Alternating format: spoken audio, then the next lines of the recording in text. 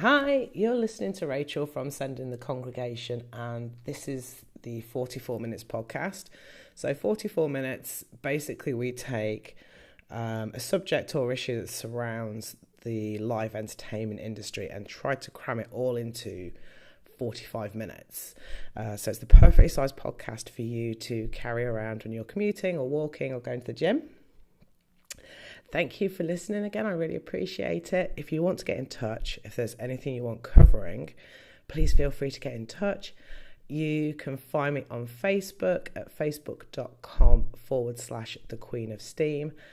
And I'm on Instagram at Roswell Publishing. So Roswell, as in the little town in New Mexico that had a UFO crash, and publishing. If I sound a bit echoey, it's because I'm house sitting for a couple of days and I'm sitting in the massive sunroom and I'm watching the sunset. It's been raining all day and the skies have finally cleared and there's blue skies and the sun's going down. So I thought I'll sit here and enjoy it. But obviously you've got me sounding a little bit echoey. And I apologise for that. So today we're going to take a look at the secondary ticketing market. We have covered a bit of it in an episode titled Ticketmaster. So there'll be some information in this that you'll have probably previously heard in that one. But it doesn't hurt to go over some of this information again in order to give you as much choice as possible when you're buying tickets for a show or a sporting event. So when we talk about the secondary ticket market, we're including companies like StubHub, Seatwave, Viagogo and Get Me In. Your primary ticket sellers are people like Ticketmaster. Here in the UK, it's people like Gigs and Tours as well. And there'll be ones for every country. So if you do want to find out who your primary ticketing agent is, the best thing you can do is go to the event page for whatever event you're going to and take a look, and they'll have the link to it there, or they should have the link. So the US secondary ticket market is worth at the moment in 2019 about $15 billion. About 6 years ago, it's worth half of that. It was worth around 6 or 7 billion. And it's estimated to grow to 68 billion by 2025. So, and the source for that is a website called Big Think. They had, or they have an article on the secondary market on there, and they put the projections for the growth on it. So it's a massive, massive growth market in the US. In the UK, it's estimated to be worth between £1 and £2 billion. For us in the UK, there are restrictions on which tickets you can resell. So tickets to the 2012 Olympics, you couldn't resell those. And I don't think you can resell football tickets either. I think if you want to move them on, if you suddenly can't go to a game, I think most of the clubs, if not all of them, probably have their own ticketing portal that you can trade them through. So the belief is that artists see none of the money that comes from the secondary ticket market. There's two lines of belief for this. Some people do say that they do, that kind of the managers and the promoters are in cahoots with the primary ticketing agent, and they'll either buy or be given a block of tickets that they release straight to the secondary market. And they will then see the profit from that, including any fees. Other people say that no, the artists don't see any of the money. So for this, we're going to stick with the theory that only the touts profit from those sales. Excuse me. The belief that the artists do see some of the money from the secondary market is done in order to preserve the baseline cheap tickets that you may be trying for. So those cheap tickets that may be priced at about $50, $40. And if that is true, it obviously doesn't really make the practice right. And there should be more transparency on where the original ticket is coming from. I think in the UK, the secondary ticketing market, they now have to say who is selling the original ticket. Obviously, a lot of the time when we see tickets on the secondary ticket market and you're trying for a show, and obviously suddenly you find, 60, 70% of them on StubHub or Seatwave, is that bots have hoovered all those up. In the Ticketmaster episode, there's a great interview with a guy called Ken Lowson, and we used excerpts of it for that episode. The whole interview is on Vice, and it's a long form read. It takes about 15-20 minutes, so make a coffee, sit down, read it. But he was the original ticket tout, so he was the guy that created all the bots and everything, and he talks you through how they did it, the money they made, and why he got out. So the use of bots is banned in both the US and UK, but obviously this is very, very, very difficult to police. Something that we did see here in the UK in 2017 was that Ticketmaster have the power to stop the bots in their tracks, or they have the power to stop the touts in their tracks. And this was because of the One Love concert that was happening in Manchester following the very tragic terrorist attack at the MEN Arena. And Ticketmaster were charged with selling the tickets to this show that was happening just 3 weeks afterwards in order to help the city heal. And the tickets were about £30. And basically, like, the first wave of tickets that went out, most of them, or a lot of them, ended up on secondary sites. And for the next wave, Ticketmaster deployed some technology that stopped the bots. And basically, government got hold of this information and went, well, why are you only using this now? Why aren't you using it permanently to protect people? And Ticketmaster were basically like, because we don't want to. So at the time, they owned 2 of the UK secondary sites. I think it was Get Me In and Seatwave. Don't quote me on that. I've got it written down for another episode. But they closed those in, I think it was October of 2018. And it wasn't entirely to protect fans. So basically, one of them had lost a chunk of money over the previous 12 months, and I think the other one had only made like a couple of million in profit.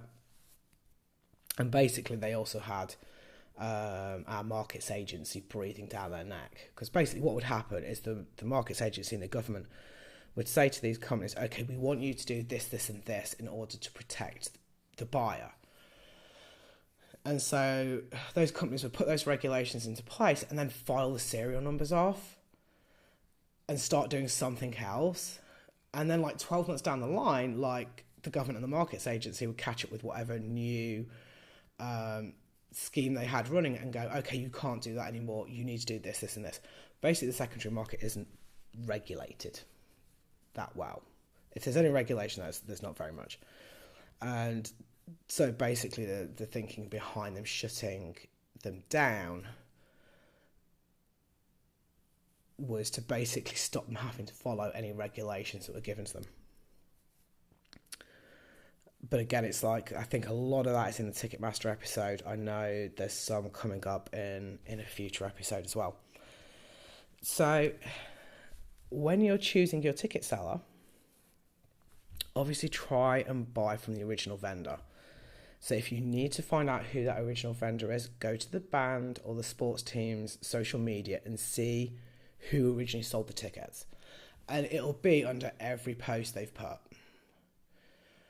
So go to the post for the event you want to go to and check there. They'll have a link that will take you to that ticket seller. So if you have to use secondary sites, go to a reputable review site. So you're looking at people like Trustpilot and read the company's reviews. Only buy from a secondary site if you're 100% comfortable. If you do end up needing to get a refund, go to the company first. If they hesitate over issuing a refund, go to your bank and charge it back. Okay? Your bank is going to have more weight behind them when claiming the money back than you are by yourself. I've had to do this a couple of times with companies. I've had to phone up my credit card company when stuff's gone wrong, and they've been great. They've been absolutely great in going after these people and getting the money back. I remember there was a hotel I stayed in a couple of years ago, and it ended up being a fairly grotty experience, I think would be the best description of it. This hotel was nothing like it was described online. And so I ended up phoning the credit card company, and they refunded one of the nights I was staying. I was only staying 2 nights, luckily. And they then went after them. So we spoke about ways to make ticketing better in the previous episode. So we talked about things like blockchain, trying to get artists on our side to listen to the fans and listen to what we want. Someone who's been doing that recently is Metallica. So Metallica are doing their S&M dates again. When did they originally do that? It was about 1998, 99. They played with the San Francisco Symphony Orchestra. So they're doing 2 nights of that again. That's like, 20 years ago this year? Yeah, wow. So the first night, there was originally only 1 night, I think, and that pretty much sold out 2 ticket outs. And obviously the fans were livid, absolutely livid. So the band listened to them. They added a second date and then started working with the fans and the ticket vendors in order to get the tickets into the hands of fans. I think it was a lottery system or something, but the first one, even if you remember their fan club, and even if you were like, you'd been specifically chosen to buy tickets, I think they were still struggling to get them into the hands of fans. So yeah, they've dealt with that as well as they can, and I think the second date went a lot better. And anyone, if you're listening to this, and anyone who's going to that date, I hope you have an absolutely fantastic time. It's a show that I would love to see, and I'm looking forward to seeing any videos that pop up online, and I'm hoping that they release a DVD of it. It was quite funny when it first came around. My mother, who's an opera singer, by the way, and not into metal at all, was like, she said, I'd love to see that. I'd love to see a metal band play with an orchestra. So yeah, Metallica, if you're listening, bring it to the UK. We'd love to see it over here. So yeah, basically, if you have to buy from secondary sellers, look after yourself, okay? Really do look after yourself. The same goes, if you're buying from posts online, if you see a post from somebody on Facebook saying, oh, I've got 2 tickets to this show that I need to move on, be careful. I know there was a spate a few years ago. There was somebody who was ripping off Foo Fighters fans on social media, supposedly reselling tickets and then just disappearing. So unless you know the person, the best way to get tickets in that situation is if you know the person and you trust them and you've spoken to them. So it's, buying tickets from your best friend. But yeah, look after yourself out there. Get the best deal you can. Don't automatically think that because it's sold out that you're not going to get a ticket. So one of the ways the secondary market works is it's playing on people's innate desperation to go to an event. And honestly, sometimes the best way to get those tickets is to wait. So say you want to go and see Metallica's S&M show, and you look on StubHub or something, and the tickets are like $5,000. Yeah, only somebody with $5,000 is going to pay that. You don't have to. Try and wait until 2 weeks, a week before the show. If you know you're going to be in the area, it might even be worth waiting till a day or so beforehand, because then they'll get desperate. The sellers will get desperate and they'll start dropping the price. Honestly, one of the best ways I've done it, if I haven't known anybody that's got spares going and I've missed out on the initial sale, is I've actually gone to the venue and just walked the lines. And yeah, pretty much every time I've turned up a spare ticket, and I've paid like 50 quid for it. I think that was the best deal I got, was on one of them, because I did it in Berlin a few years ago for the Foo Fighters. I ended up walking the line, and a €75 ticket was €50 because the guy wanted to get rid of it. Brilliant, absolutely brilliant, perfect, exactly what I wanted. It was in GA. I had an absolutely cracking night. But yeah, if you're in the area anyway, that may be the best option. If there's ticket touts outside, play them at their own game. Haggle with them. Because they'll get desperate. They want to get rid of those tickets. And the second that the opening band hits the stage, those tickets become worthless.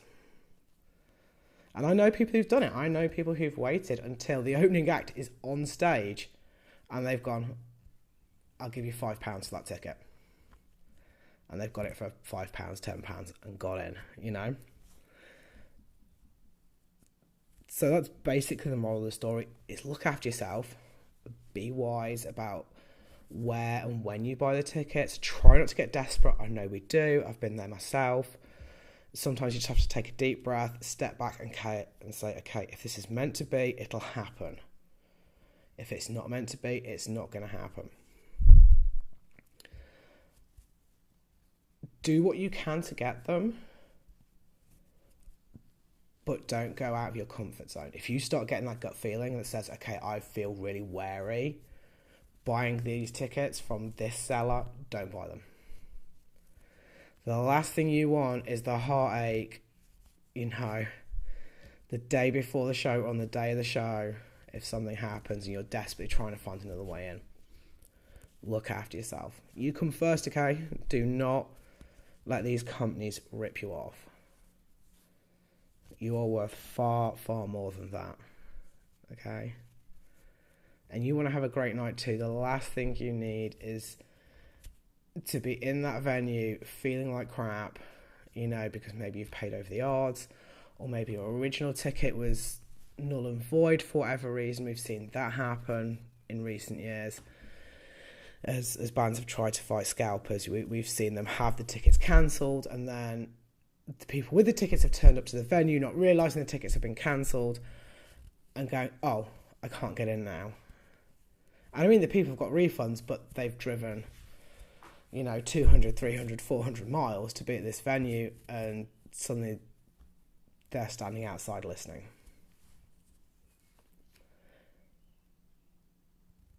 Be wary. If a deal is too good to be true, be wary of it. Don't be afraid to ask questions. If you have to, I know it's not always ideal, but try and wait as close to the event as possible, and then see what you can get. Most of all, have an absolutely amazing time. That's what going to live concerts is all about. Going to live concerts is about having an incredible time and creating memories and being with people who feel exactly the same way that you do. And that's the most important thing about this. Going and seeing your favourite bands and being with the people you love. Thank you for listening. I really appreciate it. Again, if you do want us to cover something, please get in touch. So I'm on Facebook at facebook.com/the Queen of Steam.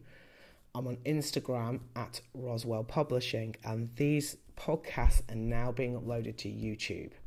So you can find the podcast at 44 minutes. I think you have to search 44 minutes podcast, because there's also a song of the same name, which is another place that the podcast takes its name from. So yeah, search 44 minutes podcast on YouTube. You'll find all the previous episodes. Hit subscribe and come and check us out whenever there's a new one up. Again, thank you so much for listening. I really do appreciate it. Take care, and I'll speak to you soon. Bye.